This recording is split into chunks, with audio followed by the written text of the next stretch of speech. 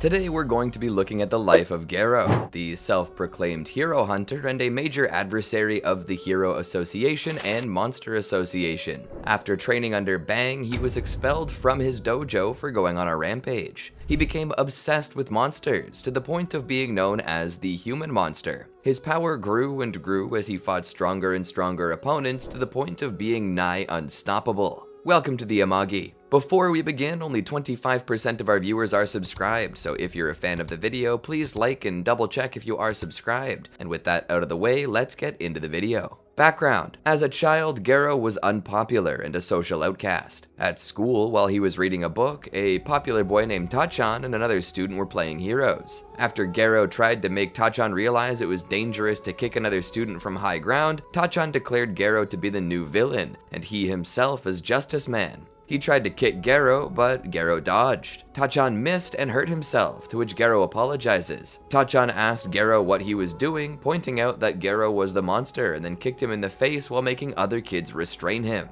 Later, Garo tried to stand up for himself by making Tachan fight him, to make him realize that he can't bully him anymore, but the other children gathered around and started defending Tachan, saying that that's just how the game worked. Tachan then asked other children to pin Garo to the ground and called the teacher when he ran away. Garo noticed how Tachan was the one always smiling. He was liked by everyone and was good at everything, even though he was a jerk, while Garo was alone, gloomy, with no friends. When talking to his uncaring and unsympathetic teacher, they ignored Garo and simply lectured him on how he shouldn't be fighting and what might have happened if he had continued. They also reprimanded him for not distinguishing reality and the game. After they were done, they forced the crying Garo to apologize and then notified his parents. Garo eventually snapped and began to see that heroes were nothing more than a bunch of bullies who were preying on the weak and the outcasts of society, like him, while receiving praise from other people who equally hate the outcasts.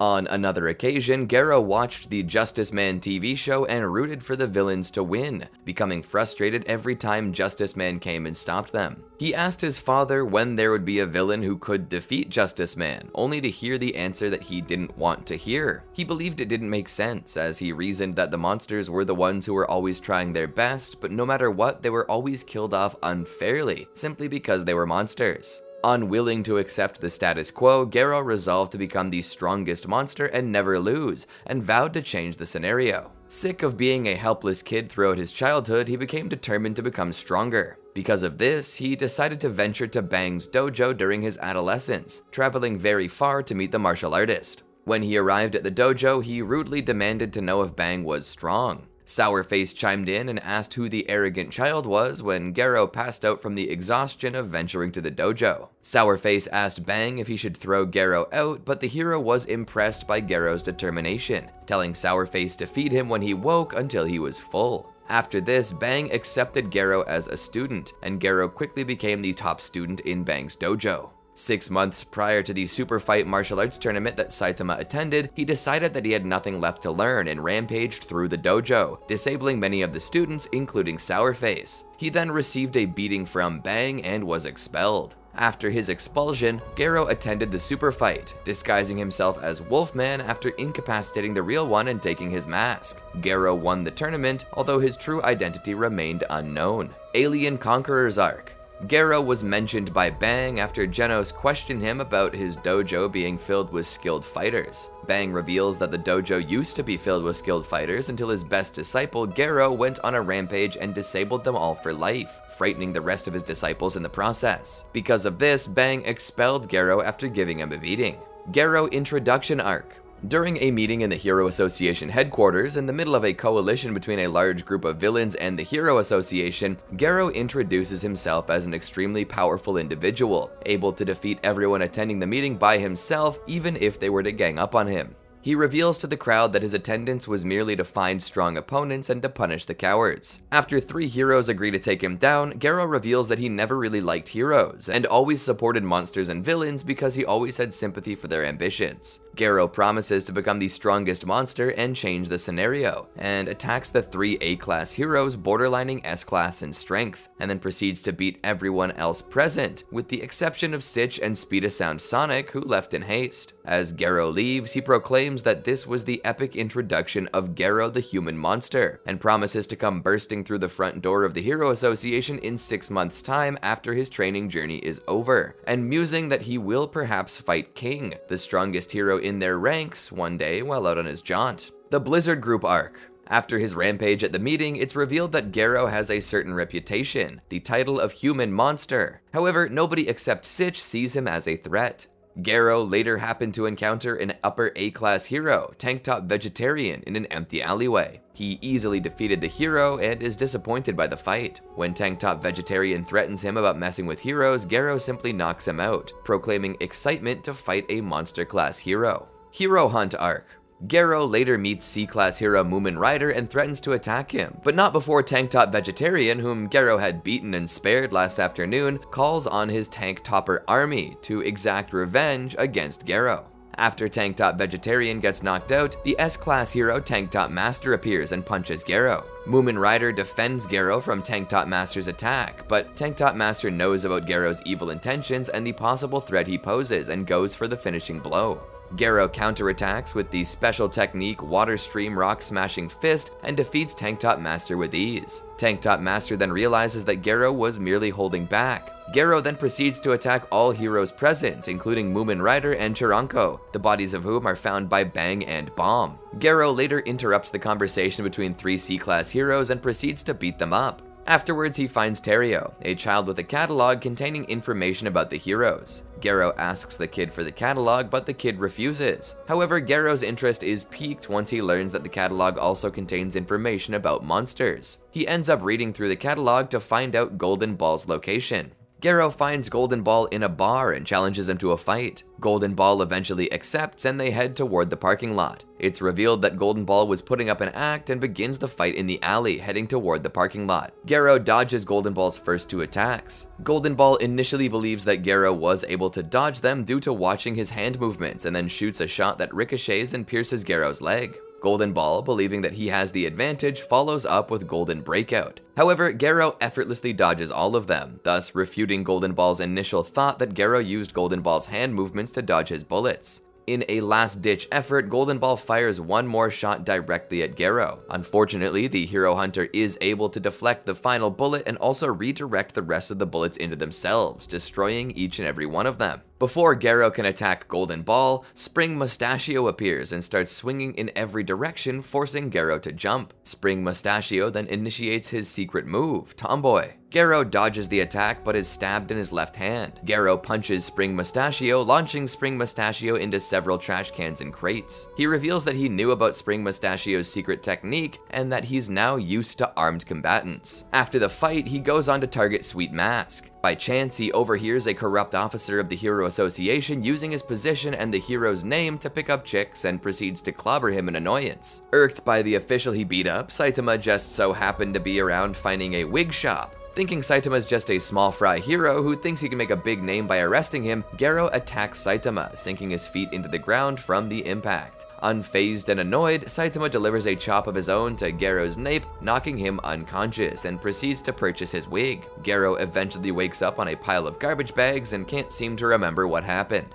Monster Raid arc. Garo returns to his hideout, wrapping his injuries and checking the wall of photos of heroes he possibly wants to fight. Garo is later seen talking with Terio, the same child with the catalog, and asks him about the whereabouts of the S-class hero Watchdog Man, with the intention of fighting him. However, their conversation is interrupted by S-City's alert about demon-level monsters and Metal Bat. Garo tells Terio to run while he prepares to meet and fight Metal Bat. Garo arrives at the scene just as Metal Bat is launched hundreds of meters across the city. Initially believing Metal Bat was defeated by Elder Centipede, Garo decides to go after Watchdog Man instead. However, Metal Bat soon gets up and begins heading back to his fight against Elder Centipede. This causes Garo to attack Metal Bat. Garo fights Metal Bat in an empty city and comments that he's disappointed that he isn't able to see Metal Bat's true strength due to Metal Bat's exhaustion from his fight against Elder Centipede. Metal Bat retorts Garo's comment with an attack, but Garo manages to dodge it with ease. Garo is surprised by Metal Bat's persistence despite Metal Bat's numerous injuries, but insists that he is at his limit. Suddenly, Metal Bat rushes to Garo with incredible speed, but Garo still manages to avoid his attacks and attempts to counterattack. However, Gero's attack is no longer able to phase Metal Bat, and he notes that Metal Bat's speed and attack power have increased dramatically. Gero asks Metal Bat for the reason for this sudden increase in physical strength, and Metal Bat simply explains that it's fighting spirit. Metal Bat tells Gero to hurry up with the fight, to which Gero replies that he'll play for a little bit longer to see how long Metal Bat can keep this up. Gero throws a manhole cover at Metal Bat, but Metal Bat hits it back with his bat. However, Gero's already managed to reach Metal Bat by the time he follows through with his hit. Metal Bat tries to take the offensive, but none of the attacks he deals connect. Gero continues to mock Metal Bat, asking him if he's going to persist until he dies, but Metal Bat retorts by saying he'll fight until he wins and continues to attack. Gero attempts to kick Metal Bat, but Metal Bat deflects the attack and proceeds to initiate a killing move. Fortunately, Gero manages to easily repel the technique and launches a blow to Metal Bat's chest, leaving Metal Bat laying on the ground. Gero dismisses Metal Bat and Tank Top Master as hot-blooded idiots who lack counters to anti-human martial arts. Nonetheless, Gero notes that despite being able to repel all of Metal Bat's attacks, his bones are shaking, and if Metal Bat had hit him even once, it would have ended badly. Abruptly, someone shouts, "Big brother!" Metal Bat is about to land a powerful blow on Gero, but stops because he hears his sister's voice. Gero then punches Metal Bat and comments that Metal Bat might have ended the fight if he did not stop the swing midway. Before the two could continue their battle, Zenko, Metal Bat's sister, jumps in front of Metal Bat and tells Gero that the fight is over, simply because her brother promised not to fight in front of her. Although reluctant at first, Gero accepts and then leaves the fight to continue his search for Watchdog Man. While he does, Gero's being watched over by Phoenix Man and Sludge Jellyfish, as they discuss that Gero might prove to be of use to them. When Sludge Jellyfish tries to capture Zenko, it's attacked by Gero, stating that he doesn't like being watched. Phoenix Man quickly comes and tells Gero that they're not enemies. Both monsters try to be friendly and invite him to the Monster Association, but Gero turns them down and demands that they leave. The mysterious beings decide to go and tell him that they will definitely meet again later if Gero continues to hero hunt. When the monsters are finally out of sight, Gero simply says, "Disgusting." Super Fight Arc.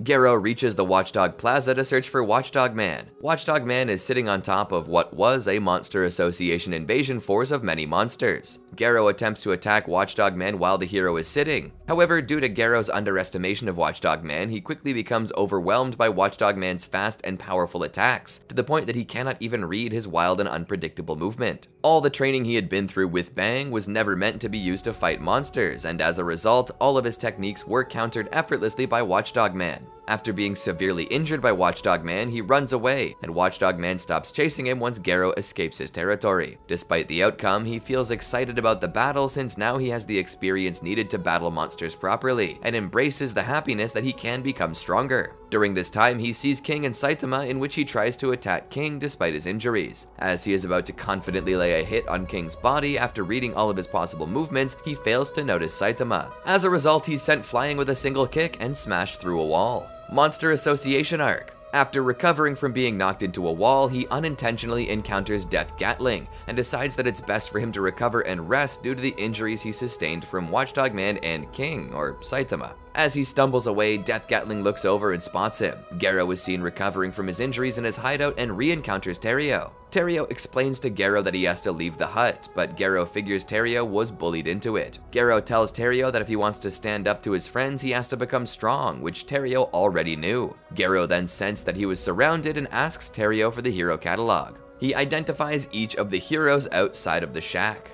After identifying all of them, he proceeds to exit. Death Gatling tells Gero that they're here to capture him, but Gero retorts that with Death Gatling and his group, the hero hunt will surpass 100 heroes. Gun Gun quickly opens fire on Gero, but Gero easily dodges and attempts to counterattack. However, he's forced to dodge again because of Stinger's attack. Stinger's attack is quickly followed up with Arrow Rain from Shooter, which Gero also manages to dodge. Chain and Toad begins the next wave of attacks as Smile Man comes from above and Wild Horn attacks from behind. Gun Gun manages to land a hit as Gero tries to attack Wild Horn. Stinger follows up and manages to cut Gero's arm. Gero notices Glass's lack of action, but is then hit by Chain and Toad's weapon and attacked by Smile Man again. Chain and Toad uses his ear cutter technique, but failed to injure Gero a second time. Smile Man and Chain and Toad proceed to continuously harry Gero before the human monster has any time to recover. Arrow Rain comes down as Smile Man, Chain and Toad, and Gun Gun attack all at once. Despite twisting in the air, Gero is hit by 2 of the arrows. Glasses resupplies Shooter before Gero tries to go after the hero. Glasses manages to knock Gero's initial attack and lands a hit on Gero as the Hero Hunter is distracted by the heroes behind him and the pebbles thrown by Glasses. Afterwards, Death Gatling gives Gero one last chance to surrender. As he continues to fight the heroes, flashbacks of his childhood come back to Gero, and he remembers all of the villains that were unfairly defeated just because they were outnumbered by heroes. Chain and Toad attacks Gero with his chain, but to his surprise, Gero managed to intercept the chain, even though it was aimed at his blind spot. Smile Man then attacks Gero from behind with his kendama and throws it at him. Gero catches the kendama and redirects it toward Chain and Toad, taking him out of the battle. Gun fires his pistol at Gero, but Gero uses Smile Man's kendama to shield himself from the bullets. Then he propels the kendama toward Gun, knocking him out in the process. The next hero who attacks is Wild Horn, who uses his Pile Bison and destroys the kendama. However, Gero wraps the chain from Chain and Toad around Wild Horn's legs to prevent him from escaping and also prevents Shooter from firing his poisonous arrows. Glasses then throws several pebbles at Gero while he was distracted, but Gero easily catches these. Taunting Glasses by saying it was just what he needed, he threw the pebbles with blinding speed at Shooter, effectively knocking him unconscious. Stinger attempts to strike him with his Roaring Bamboo Shoot gigantic attack, but Gero once again uses Wild Horn as a barrier. Gero then runs towards Stinger at full speed, telling him it would be one-on-one, to which Stinger accepts, telling the other heroes to stay out of the way. But just as Gero is going to strike Stinger, he changes his target and hits Smile Man square in the jaw, taking him out of the fight. Next, Death Gatling fires at Gero, to which Gero dodges, all the while running to his next target, Glasses. Gero strikes him with a flurry of punches. Glasses attempts to retaliate with a right punch, but Gero blocks the punch and hits him square in the jaw. A few meters away, Stinger decides to intervene and save Glasses from this torturous onslaught and attacks Gero with his gigantic drill stinger. But Gero expertly intercepts the bamboo and counters with a left punch to Stinger's face, continuing with a consecutive string of blows to his chest. Behind him, Glasses works through the pain and tries to strike him, but Gero nails him hard in the stomach with a right elbow, removing him from the battle. With only Death Gatling remaining, the hero states to Gero he considers him a monster, revoking his previous idea to take him alive and declaring he will finish him off. Gero tells him not to attack as a child is in the building behind him, but Death Gatling ignores his words. Death Gatling uses his ultimate attack, Death Shower, in which he quickly fires off all of his bullets. Alas, Gero manages to intercept all of them, leaving the building behind him still standing. After receiving an emergency call from Glasses, Genos arrives to fight the already extremely weakened Gero. Genos and Gero's fists collide mid-air, propelling Gero back. Genos follows up his attack with his machine gun blows, giving Gero a tough go of it. Gero retaliates with his water stream rock smashing fist, but Genos ducks and strikes him with a punch that's propelled by a booster integrated into his elbow. Gero intercepts the attack and then counters with a left knee to Genos' head. The attack sends Genos into the ground and Gero prepares to land the final blow. However, Genos fires an incineration blast, to which Gero just barely manages to evade. Genos gets back up by thrusting himself upward with turbines built on his back, and he intently observes and analyzes Gero's movements. Genos tells Gero to surrender as Gero's legs are about to give, but instead Gero jumps up into the trees and changes his movements to mimic that of Watchdog Man. Genos is momentarily caught off guard by this change of battle style, and Gero uses this moment to rip off Genos' right arm. Alas, Genos' arm is still operational, and the right arm grabs Gero's neck. The arm uses its rocket propeller and slams Gero into a tree, using wires to trap him in the process. Genos then taunts Gero that he is just a thug and not a serious threat to be worth time to take care of, unlike the Monster Association. Genos then lifts his arm and prepares to fire his incineration blast, but Gero pushes his legs into the tree and breaks it apart, saving himself from the incineration blast. He then jumps to the roof of the shed and proclaims that the Hero Association doesn't need to look any further since he is the most powerful monster and not some common thug. Genos prepares another attack, but a horde of monsters tunnels out of the ground and simultaneously attack Genos to protect Gero, but the monsters are all swiftly defeated. A flower monster appears behind Gero, telling him that the Monster Association has recognized his talent and wants to recruit him into their ranks as one of the top executive members. However, due to Gero's lone wolf nature, he coldly rejects this offer and tells the monster to get out of his sight. The monster then tries to forcefully capture him to join their ranks because of its order from the Monster Association, but is bisected by Genos' arm blade. After taking care of the monsters, Genos proclaims that he cannot be defeated by a surprise attack like this, and he has to follow the teaching of Saitama to become stronger by training both mind and body. As a result, Gero then questions Genos about Saitama, in which he proudly states that Saitama is the mightiest hero and that no monsters can hope to surpass him. For the third time, Genos readies his incineration cannon, but this time the ones to intervene are none other than Bang and Bomb. Genos is surprised to see them both present, and he proceeds to do battle with the other monsters still flooding out of the hole in the ground. While Bomb and Genos fight off the monsters, Bang stands hovering over Garou, admonishing his weakened and abominable state, and tells Garou to stand up and fight him. Garou does as his former master says, and the two of them ready their stances. Garou lunges for Bang and attempts to attack him with the flowing water rock streaming fist, but before he even has time to react, Garou is viciously pummeled by Bang. As he is pummeled repeatedly by Bang, Garou tries to counterattack against his former teacher, but his efforts are in vain due to his weakened state and their difference in their mastery. He ends up continuing to be overwhelmed. Knowing that he cannot win, he attempts to escape and uses Death Gatling's unconscious body as a meat shield to cover. However, Bomb intercepts him and kicks him in the face toward the end of the remaining monsters, causing the monsters to be shredded by Bomb's razor-sharp whirlwind iron-cutting fist. Afterward, Bomb and Bang combine their martial arts against Garou. In a state of great pain, Garou remembers his miserable past as a misunderstood child. In his anger and despair, he commences a counterattack with Tank Top Master's Tank Top Blow and grabs a huge tree during the confusion, and then swings at both Bomb and Bang, making them back off. Phoenix Man suddenly appears and creates immense air pressure that launches everyone and proceeds to grab Garou in the air while calling for Elder Centipede to cover their escape. Despite Garou's protest, he can't do anything against Phoenix Man as he's being escorted to the Monster Association HQ. After being rescued by the Monster Association, Garou sees the association has captured Narinki's private squad to be put on trial and the unexpected recruitment of a mysterious G5. During the trial, a voice in his head, presumably Psychos, tells him to remain low profile until the trial is over. Once the trial is over, with Do-S taking the brainwashed and captured private squad for the Monster Association's use, Royal Ripper senses Garou's scent and tells him to now reveal himself. Later, Garou speaks with Gyoro and the rest of the association's members, as well as its leader Orochi, who promotes Garou as one of the executive members of the association with the condition that he has to murder a hero in one day without hesitation in order to prove that he is a real monster. Unaware to Garou, Gyoro sends Royal Ripper and Bug God to keep an eye on Garou should he fail. A new group agrees with the monster outbreak. They attempt to capture a civilian for disagreeing with their ideology but bump into Garou. Unfortunately for them, Garou knocks them out with a flick before heading off. Garou eats everything on the menu within the restaurant before dashing out. Later, Garou scares some boys who were bullying Terrio. Terrio thanks Garou for his heroism, to which Garou is disgusted. Soon enough, Saitama catches up to Garou and lets Garou off with a warning. This severely angers Garou, thinking that heroes have started to take pity on him.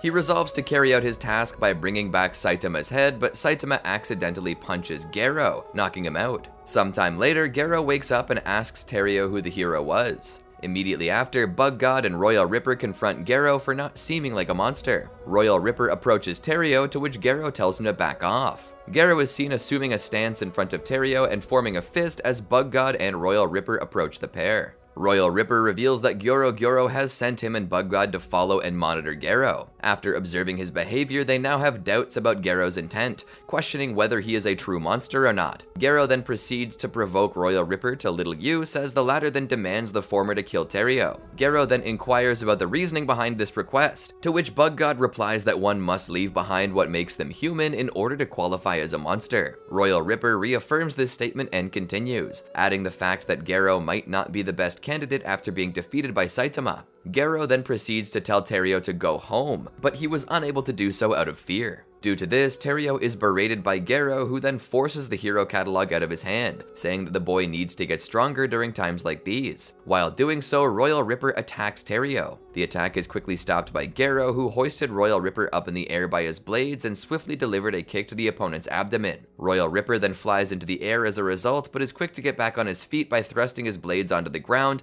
and performing a somersault with the two blades acting as anchoring points.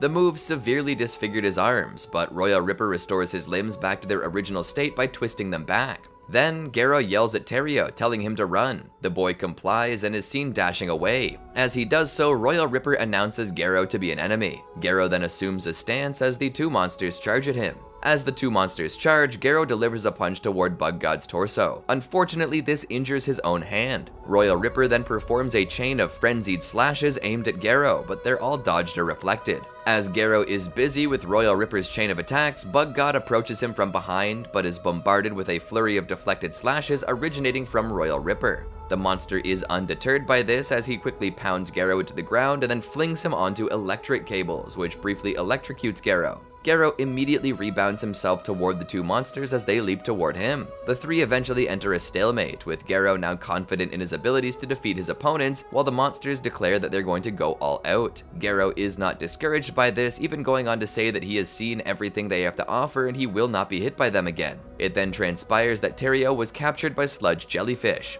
Garo is briefly distracted by this, so Royal Ripper brutally slashes him and he's struck by Bug God, before ultimately being assailed with a series of slashes, leaving him in a pool of blood. Bug God quickly puts a stop to the assault, explaining that Garo should be left alive. Royal Ripper ceases attacking, but declares that it might be too late for Garo. He then invites Terrio back home with an eerie grin, saying that they will be great friends. After a while, Garo wakes up and is perplexed by what's happening at first, before recalling fighting and being defeated by Royal Ripper and Bug God. He also realizes that Terrio was kidnapped by the monsters, but brushes it aside while wondering how he managed to heal himself. Upon recovering, Garo then proceeds to the Monster Association HQ, while also seemingly undergoing a change in his body. Much later, Garo breaks into the facility just in time to save Terrio from Royal Ripper. Despite being stabbed in the gut by the monster, Garo punched Royal Ripper's head off with one blow, killing him before making use of the Whirlwind Iron Cutting Fist to shred the monster to pieces. He and Terrio then make their escape, only to encounter two monsters who were quickly dispatched by Garo. The hero hunter devours one of the limbs of the monsters to replenish himself before proceeding with Terrio. As they make their escape, Terrio tells him that there is another child that's in need of rescue, but that's not Garo's concern, as he did not come here to save Terrio either. However, before the two can continue, they're confronted by overgrown Rover.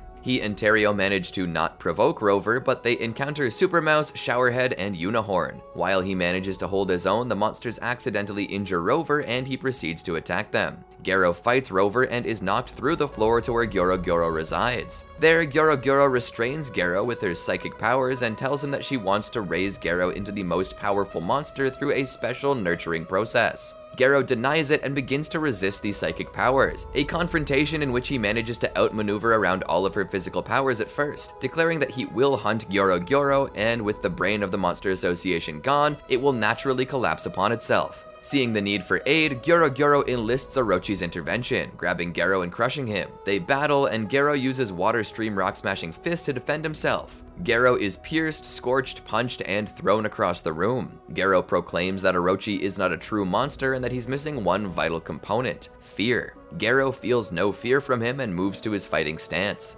Orochi copies him and through their battle learns Water Stream Rock Smashing Fist. Garo mocks him and they battle once more, only for Garo to be knocked unconscious. Soon after his defeat at the hands of Orochi, Garo is imprisoned much deeper within the Monster Association's hideout. Puri Prisoner, while burrowing through the underground base, stumbles upon Garo. Thinking he's a hostage of some sort, he moves to release him, only for Garo to suddenly stir. Garo then breaks his chains and brutally attacks the S-Class hero, bringing him to his knees with a single flurry of punches. He then observes as Super Alloy Darkshine finds Puri Prisoner and vows to defeat Garo for him, and the two begin to fight. Upon sustaining a fierce blow from Darkshine, Garo snaps out of his blind rage and comes to his senses. He wonders where Orochi is and if Terrio managed to escape. Darkshine gives Garo a chance to surrender and join the Hero Association, but Garo refuses. Disappointed, Darkshine proceeds to attack Garo with a tackle, which he's unable to deflect and is launched through several walls and breaks all of his ribs. However, Garo still stands back up and begins taunting and mentally attacking Darkshine as he continues his onslaught of blows. Garo subconsciously acquires Crossfang Dragon Slayer Fist as Darkshine realizes he's moving faster and faster, and fear suddenly enters the hero's heart. He counters with a brutal punch, but Garo manages to block this. As the hero hunter continues on his brutal assault, Darkshine comments in his own mind that Garo's speed isn't the only thing that's been magnified, as his physical power has been steadily climbing too. As if a testament to such claims, the next series of blows launched at the S-Class hero not only knocked him clean through several walls into an open space, but even powderized the area around Darkshine on his way through. Realizing that the former had only used him to further galvanize his martial arts, Darkshine shakily rises again as the hero hunter moves to prey upon him some more, taunting the physically robust Paragon about putting a stop to his monster play.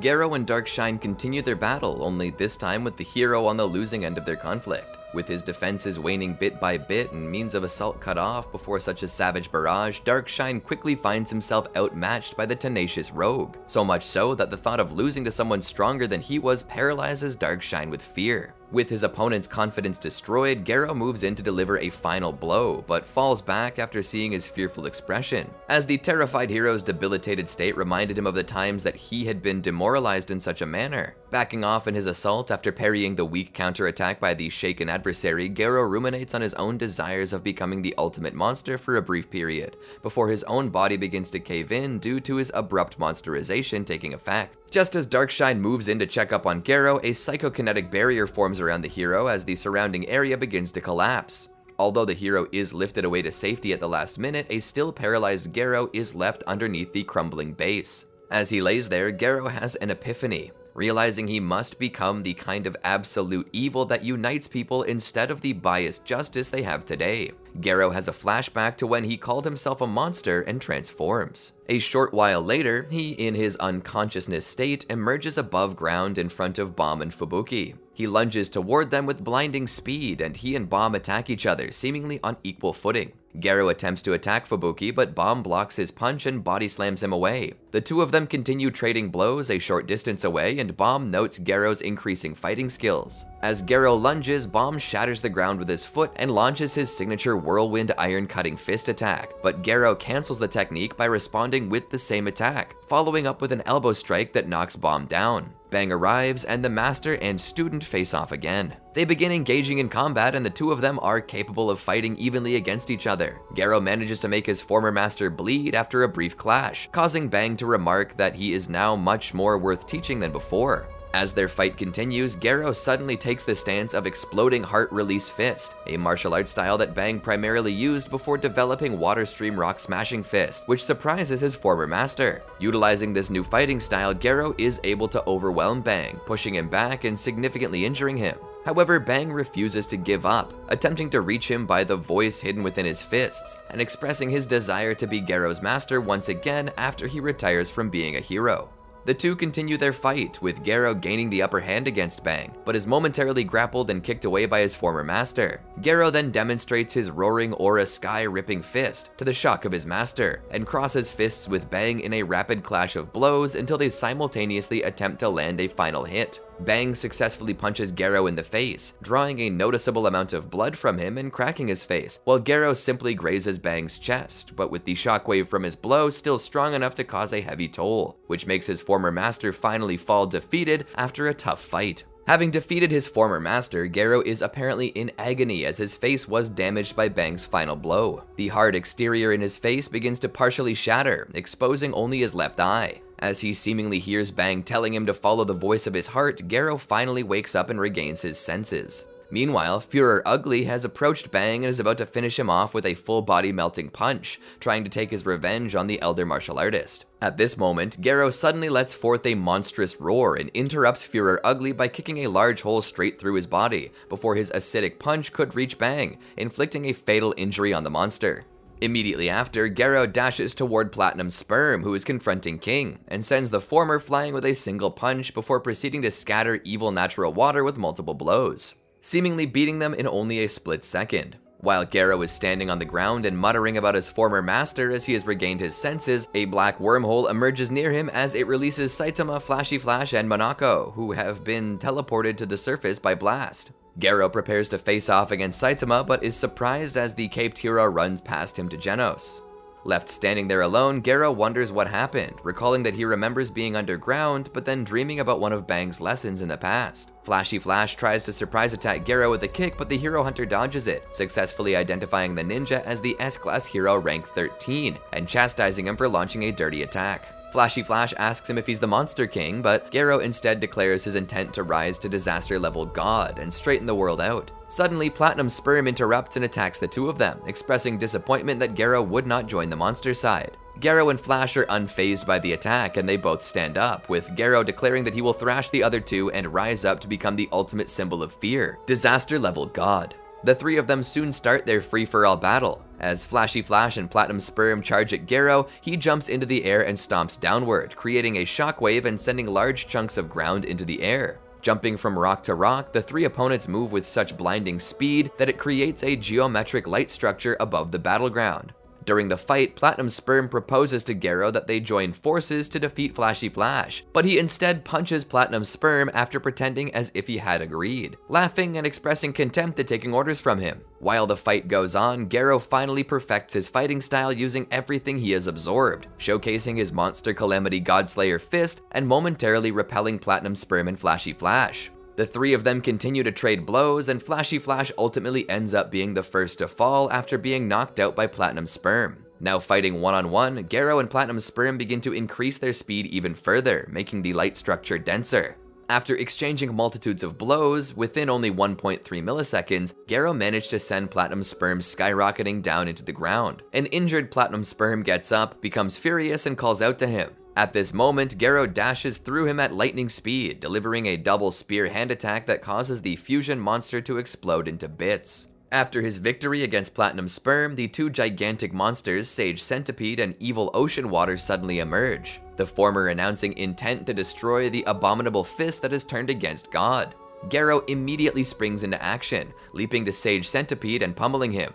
Having stunned the giant centipede with his combo attacks, Garo boasts of how his fist can even strike fear into God, let alone one of the latter's underlings. Taking a moment to spot a moving helicopter with Terrio on board, Garo breathes a sigh of relief as the boy managed to escape the Monster Association headquarters. Sage Centipede realizes that Garo is concerned with the helicopter and orders him to stop moving, elsewise Evil Ocean Water will strike down the escape vehicle. Sensing hesitation, the centipede entity launched its counterattack. He knocked the human monster a good distance with a powerful blow of its own, while the living sea complemented his attack with a heavy water jet. An assault which proved only momentarily effective, as the hero hunter quickly gathered his wits about him and was prepping to intercept his kaiju-like adversary when it went after the chopper Terrio was in. He was startled and surprised at the reappearance of Metal Bat, who rushed all the way from the hospital to aid the heroes against the Monster Association, after he came crashing in while he was in pursuit of the enemy. Metal Bat soonly recognized the newly transformed hero killer even despite his drastic transformation and went on the attack. But said ne'er-do-well ignored him in order to resume battle with the giant insect beast, internally voicing his annoyance at the hero's dogmatic persistence. Despite this, the two of them quickly come to terms after working together in order to get a news helicopter out of harm's way. Garo told Metal Bat that the only reason he was doing what he was doing was so that the world could come to acknowledge and fear Garo as a greater threat than all the others. He offers that they temporarily work together in order to take out the monster and let the evacuees get away. They end up getting into a screaming contest because they don't want to take orders from each other, something that's interrupted by their striking back at Elder Centipede when he attempts to attack them while they're bickering. The duo set about the war front, launching one vigorous attack after another, but Garo was dismayed at how Metal Bat's attack wasn't having any effect. The hero hunter inquires if it would be possible to exert copious amounts of destructive force on it from head to toe in a single instance. But his obstacle-turned assistants countermanded that they would need a score of S-Class strength heroes to accomplish such a feat. While still annoyed that the S-Class rank 15 was dragging behind the warfront, Sage Centipede finally caught up with the rescue copter they were protecting. Left with no means to fight back now, they come under the effrontery of their shared enemy. Garo ends up in the clutches of the monster when he was stunned by its attack. He was able to escape the centipede's grasp after he'd been distracted by the lower rank heroic strike team gathered by Sekengar in their initial assault on the monster encampment. Going back on the attack, the hero hunter is able to land several decisive blows against the centipede, freeing the captive war party in the interim by ripping through its tentacle feelers. Just as he was about to catch another of the mysterious beings' attack while unawares, Metal Bat comes roaring in with a counter-offensive all his own, having had his fighting spirit ramped up considerably after riding out the torrential stampede of harsh attacks. Left aghast by the astonishing display of power before his eyes, Garo snaps back to reality. Oh, there goes gravity, just long enough to secure the well-being of the irreverent irrevocably damaged aviary shuttle as it was falling out of the sky. Taking advice from the hero about a safety net some 500 meters outside of their battleground, Garou chucked the broken down freighter toward it before the hero and the renegade resumed their epic brawl with Sage. Seeing another big attack coming their way, Garou questions whether or not Bat has any brilliant ideas on how to counter the coming storm's regenerative ability, but is unsurprised as the brash actions he proposes when the beast goes on the offensive against him. Despite their adversarial demeanor, their union causes an odd form of empowering phenomena to occur, their unique proclivities intersecting to cause a resonance effect that greatly amplified each other's powers and strength.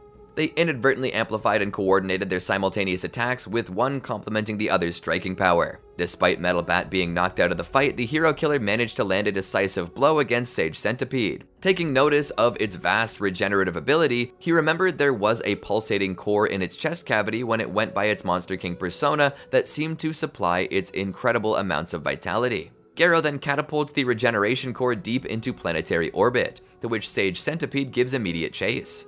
The awakened hero killer hitches a ride on its back to follow suit, after running along the surface of its body to bounce off of the organ, destroying it. Garou remembers back to when he was still a greenhorn training at Master Bang's dojo. He proudly boasts of how his fist had finally reached the pinnacle of its conception after striking the killing blow against Sage Centipede, vertically splitting the Titan in half with his final assault, musing how the so-called divine retribution was in fact a blessing which enabled him to hone his technique to perfection. After dispatching Sage Centipede, Garou lands back on the ground. As he surveys his surroundings, he notices none of the other heroes have resurfaced after he dispatched the monster. Seeing this as an opportunity, he espouses his vow to become the absolute evil in the world, seeing as there was nothing left to fear. Even still, he felt a lingering sense of unease due to sensing he'd forgotten something huge, but he couldn't figure out what it was for the life of him. Afterwards, questioning whatever happened to the sea monster from a while back, he was met by its original destroyer. Saitama drops in on him, wondering who and or what he's supposed to be.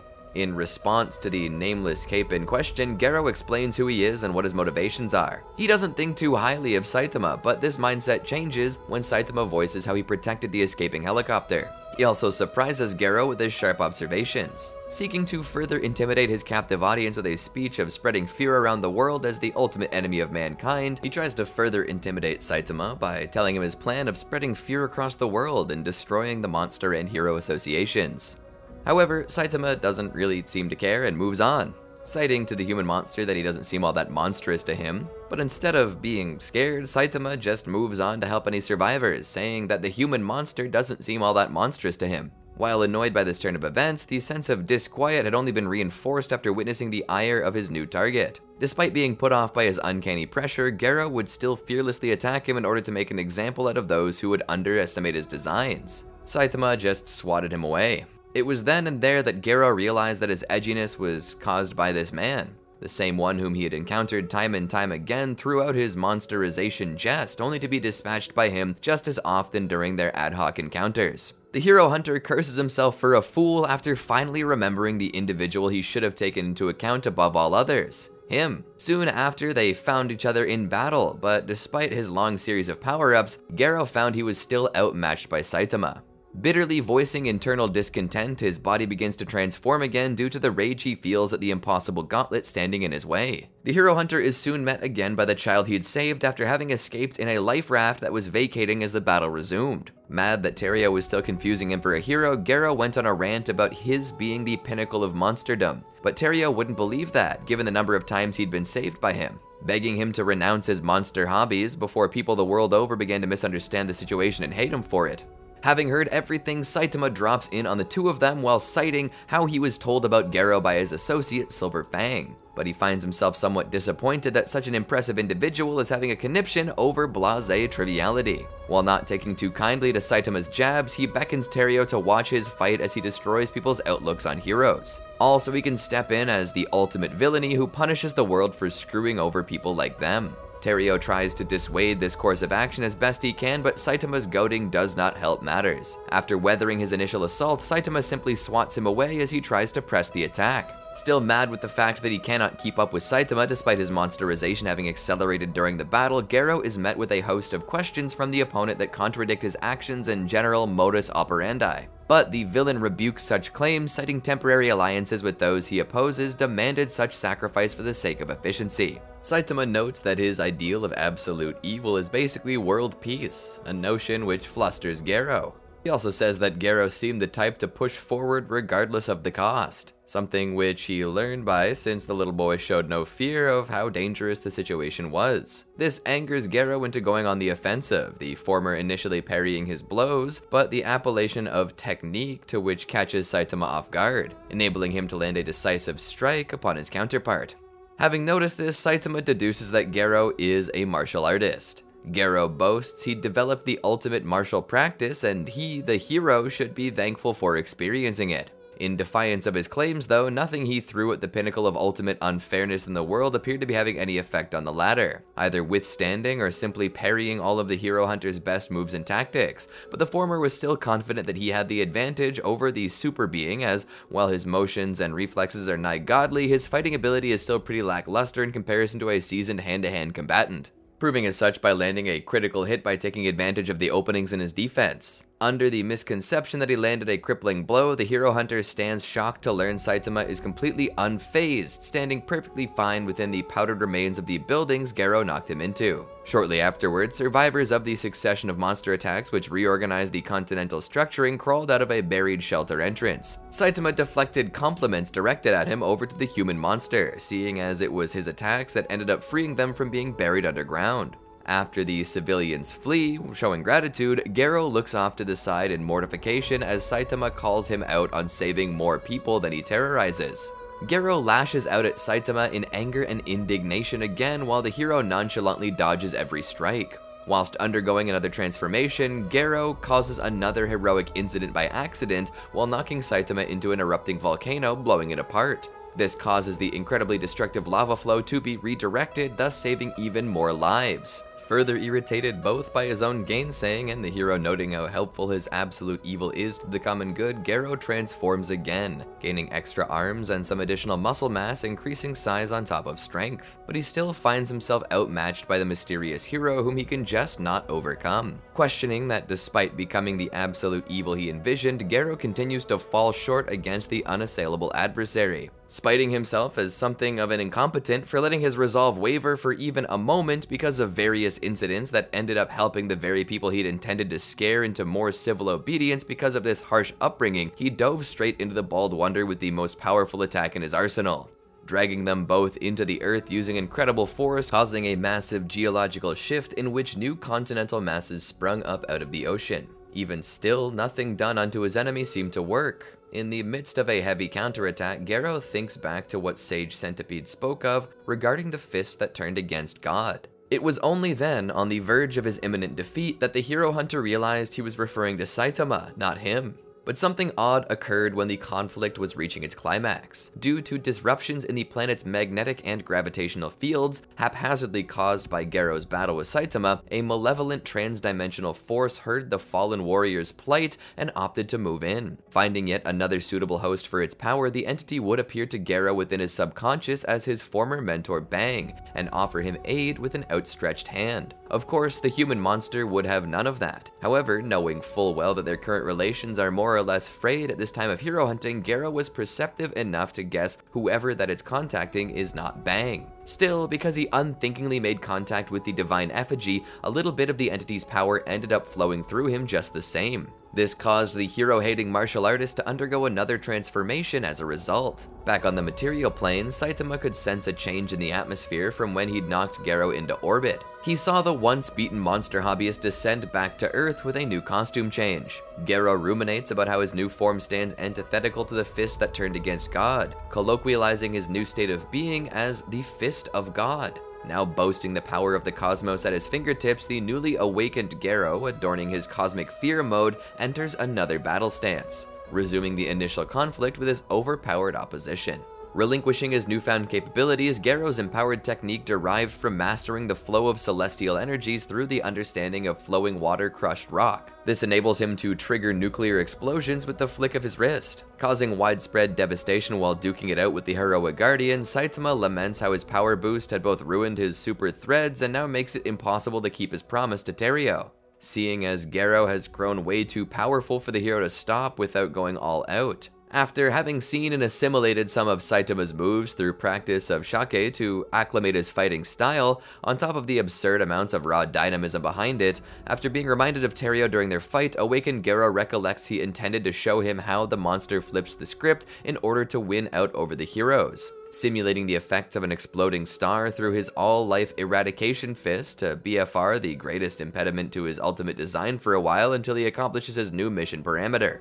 While the survivors look upon the devastation in the distance caused by both of which, Garo presents himself to the enforcers of Hero Society as a preeminent being of abject terror, whom even everyone present could tell was behind the cataclysmic display they saw beforehand. Thinking of having finally become the ultimate symbol of fear who can bring even the most stalwart of champions to their knees, from seeing the reaction garnered by the surrounding onlookers as confirmation that he'd fulfilled his long-spanning obsession, awakened Garo looks up into the sky, giving a simple thank you to the cosmos in response. When asked by Bang if he was, in fact, the very same hero killer that the association tasked him to track down, he would affirm this by acknowledging his identity as well as indulging his curiosity as how he came into this new form. Speaking of how he'd almost fell into the hands of an estranged something which tried to tempt him with the form of his old tutor, but rejected its full control just enough to maintain his identity. While reminiscing back to how the elder martial artist taught him the true essence of the art in the past, he would go on to say that he'd perfected his technique by partaking the essence of said entity to effect his own agenda.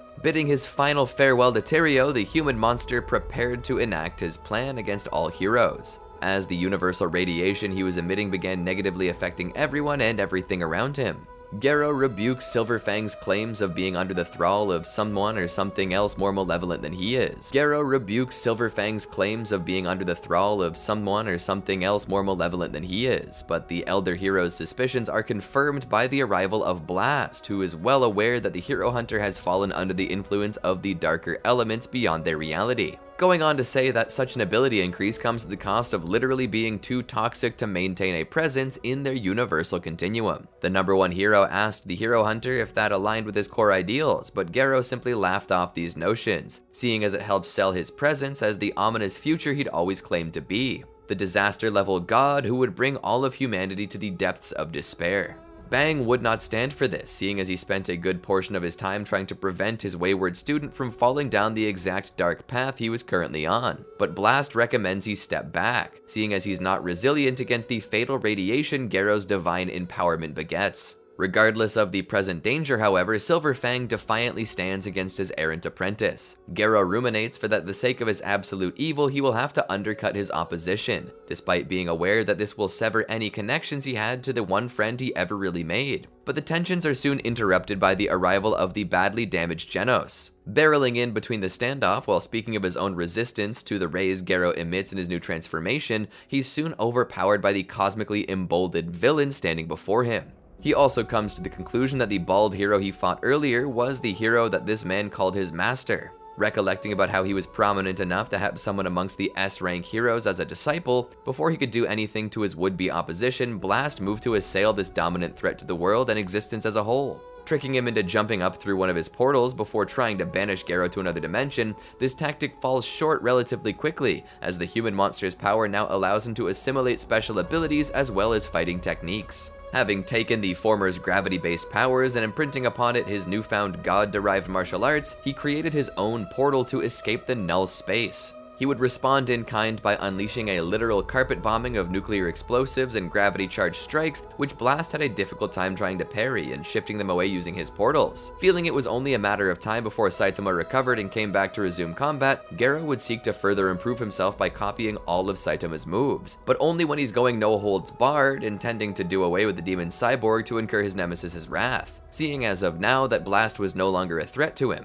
Before he and Silverfang could stop him, Garo ripped into Genos' chest and tore out his power core. By the time Saitama made it back, he was present to see many heroes had fallen. This included the old man and Genos, whose remains lay in complete disarray at the hero hunter's feet. Adding insult to injury, Garo tosses Caped Baldy his core to put the final nail in Saitama's patience. Now forced to get serious, Saitama advances towards Garo with his Serious series, to which the human monster reciprocates in Mode Saitama. Their attacks came dangerously close to colliding with planetary-scale devastating force.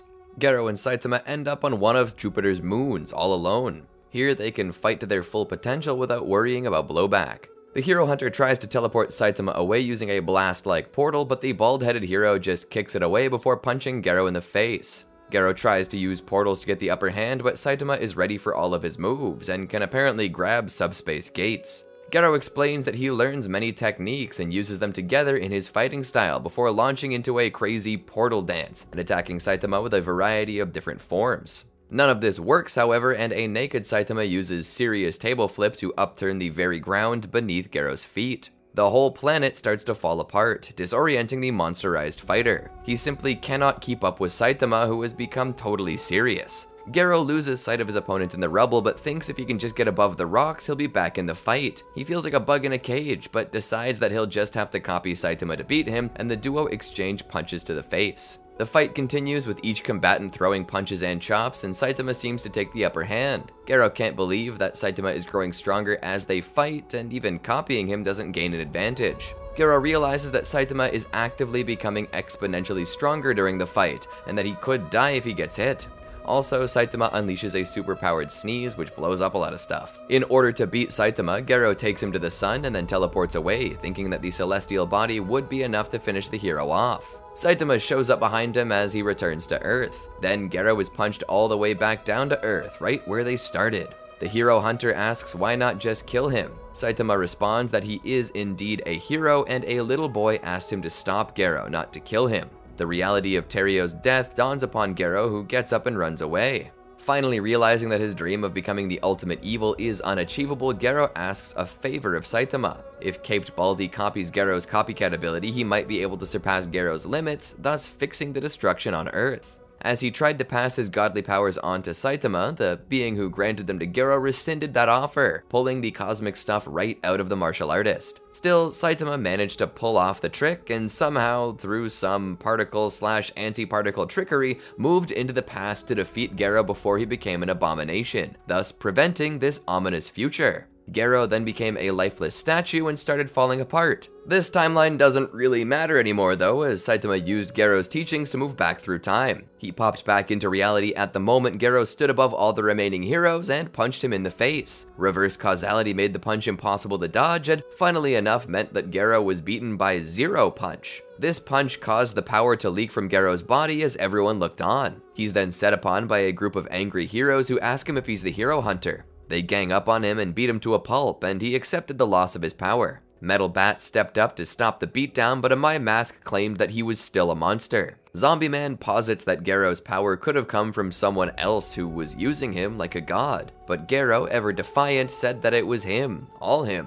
because he wanted to. Before Amai Mask could execute him, Terio grabbed the pop star's leg and begged him to stop hurting Gero, because he was a hero who had saved him multiple times. Amai Mask and some others don't believe it, but King turns on the King engine and convinces them otherwise. Bang and Saitama come through and tell Gero to start looking for ways to atone for his actions. He claims that they'll regret forgiving him and then leaps away faster than anyone can react. Later, after being discovered by his mentor under a waterfall, Gero is brought by Bang to a police station to apologize. There, he monologues about his reasons for pursuing ultimate evil. Bang hits him on the head and tells him to apologize for his dine and dash back before the big fight. Bang also tells him that he'll have to apologize to all of the victims of the hero hunter. Gero says that he's not his dad, but Bang says that he'll be a father figure if need be. Gero admits that he'll rejoin Bang's dojo in order to work on his own style, and then wonders how he lost all of his abilities from the previous fight. He asks about Terio and is proud to see how far the boy has come. Bang then asks him if he likes any girl in particular, flustering the young martial artist. He admits that he's into a Super Sentai actor, the yellow gal from Gal Rangers. Apparently, she looks like his mom.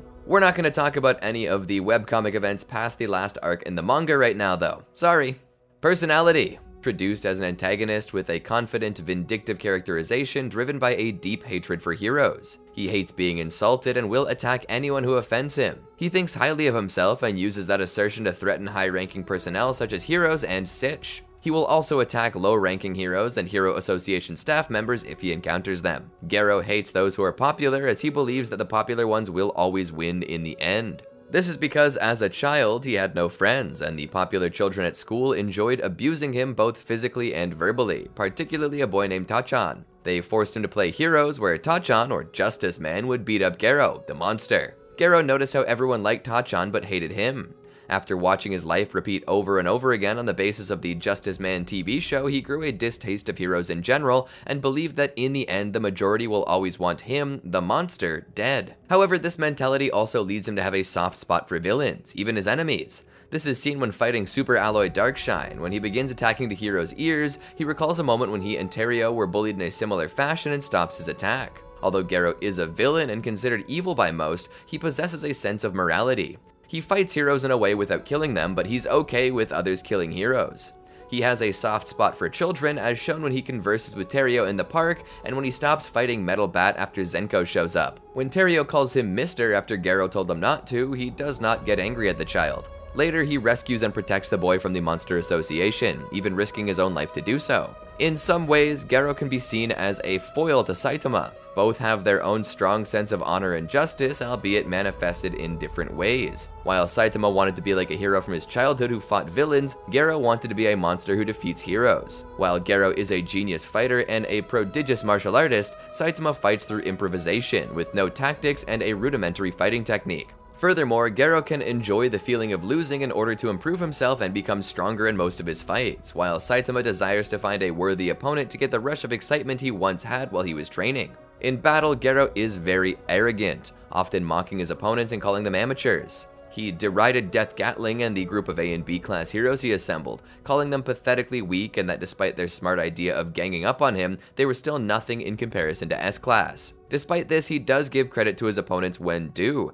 as seen when he commented on Glass's endurance throughout their battle. He's very observant in and before battle, always preparing himself to combat his opponent and never fighting without prior knowledge. An example of this is when he took out that group of A and B class heroes. Garo is also shown to have a massive appetite, especially during his gradual transformation into a monster. He seems to especially favor drinking Coke, expressing his desire to have one while enduring overgrown Rover's energy blasts, and being shown holding a bottle of Coke in official artwork by Murata. Garo intends to change the world through absolute evil. He views justice as being biased and unfair, seeing it as people's doing evil things to others they deem evil and getting praised for it, whereas absolute evil is unbiased and fair, affecting everyone in the same way. Garo wants to become the fairy tale-like monster that everyone fears so that they're forced to unite against him to survive. By doing so, he aspires to end conflict and war to achieve world peace. After becoming influenced by God, he revels in the cosmic energy flowing throughout his body. He becomes even more determined to use this new power to defeat Saitama and prove himself as the symbol of fear that would change the world.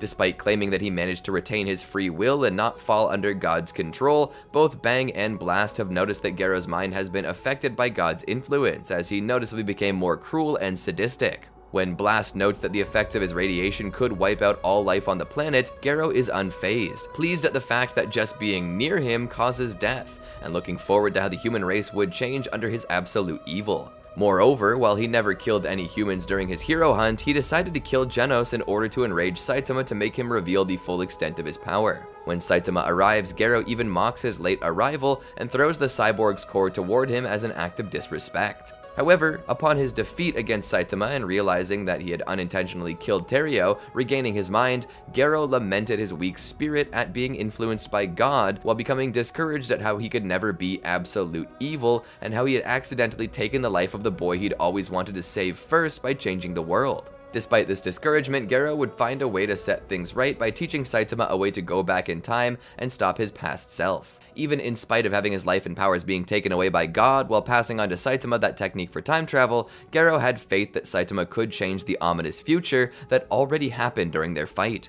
Garo wants to become a monster as explored through his title, The Human Monster. However, his version of a monster is an absolute existence that does not belong to anyone and is a symbol of fear to all, not a mass murderer. As a result, he is disgusted by the monsters in the Monster Association as they do not follow his monster policy. Although Garo has no qualms about killing monsters, he never kills a single human. The Monster Association notices this, which leads to them betraying him. Saitama also notices this when Garo is going easy on the S-Class heroes, and when Garo is faking a threat to kill Terrio while actually moving away from the kid. When it's their turn to fight, Garo's attacks are only meant to injure Saitama so he would stop being a hero, not to kill. This prompts Saitama to call Garo soft and not serious. According to Saitama's diagnosis of his character, Garo actually wants to be a hero, but decides on the much easier role of monster. After hearing this diagnosis, Garo's monster persona shatters, and he's left not knowing what to do. He even accepts death, but his will to live returns after hearing Teruo tell everyone how he saved the boy's life twice. After escaping, Garo gives up on his former goals and adopts a much calmer and more restrained mindset,